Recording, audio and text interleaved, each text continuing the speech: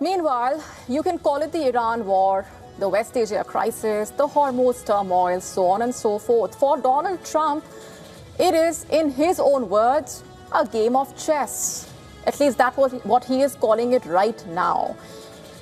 But it's a game with the global economy held hostage. He stands checkmated, it seems. He is in a trap of his own making, and he will not admit it. Earlier, the National Resistance Forces, a Yemeni government-allied force, said at least 7 were killed, 15 others injured in the attack. Mocha, remember, is one of the main ports under the Yemeni government and has been renovated to handle shipping that avoids the Houthi-led port of Hodeidah. The attack, according to the Yemeni Information Ministry, severely damaged port buildings and piers, as well as commercial goods and food supplies. In fact, the Iran-backed group struck a government-held port on Saudi Arabia's Red Sea coast, killing several people, deepening fears over threats to strategic West Asia shipping routes and also a potential return to the war. Earlier, the group spokesperson also said the Houthis had struck the oil facility on Saudi Arabia's Red Sea coast after the kingdom's energy ministry said it had extinguished that fire at the Jazan site. But let's just talk about what's been happening behind the scenes. What is the strategy at this point, and what is Trump considering? He has told Axios, "We are low-keying it with Iran," quote unquote. Let's just, for now, break down what he has said. According to him, we are low-keying it. Trump said during that phone call, "We are only semi-negotiating with them. We are just watching Iran with its huge inflation and the fact that they have no money," quote unquote. That's what he told Axios reportedly. He also claimed that Iran is in very bad shape economically. Not just that, Trump said, quoting, "It will work out. It always works out. It's like a chess game." That's what he told Axios. And according to that report, President Trump has signaled that he is prepared to allow economic pressure on Iran to mount as opposed to ordering a new military offensive. That's a clear shift. And the timing here is also very interesting. Remember, only about a week ago, Trump was reportedly on the verge of ordering a return to major combat operations.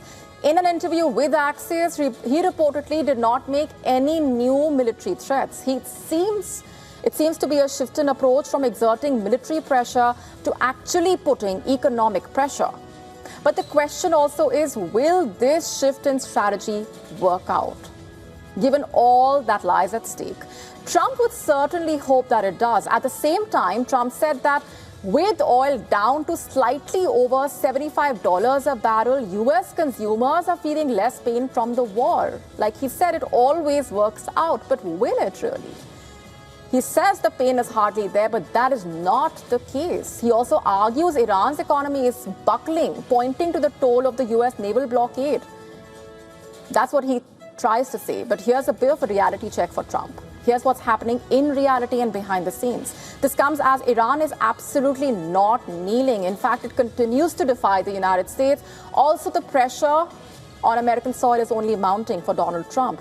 Does he have enough time to play this waiting game, especially when the other side is not exactly signaling willingness to fold?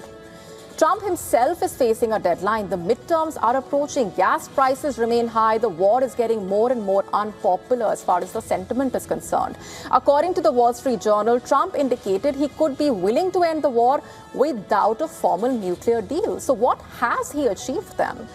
And if Iran agrees to reopen the Strait of Hormuz is the condition that would allow Trump to declare an end to the conflict and claim victory without securing a comprehensive nuclear accord with Tehran. But then will that happen? Remember, Tehran has set a high price for reopening that crucial waterway.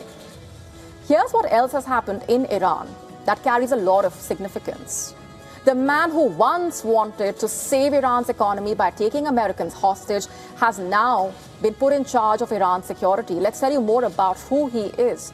Iran appointed him as the secretary of its Supreme National Security Council, basically promoting a prominent hardliner and close ally of Ayatollah Mojtaba Khamenei to the role more than 5 months into that conflict with America, and he replaces Mohammad Zolgadar as second in command of the body that basically coordinates Iran's security and foreign policy.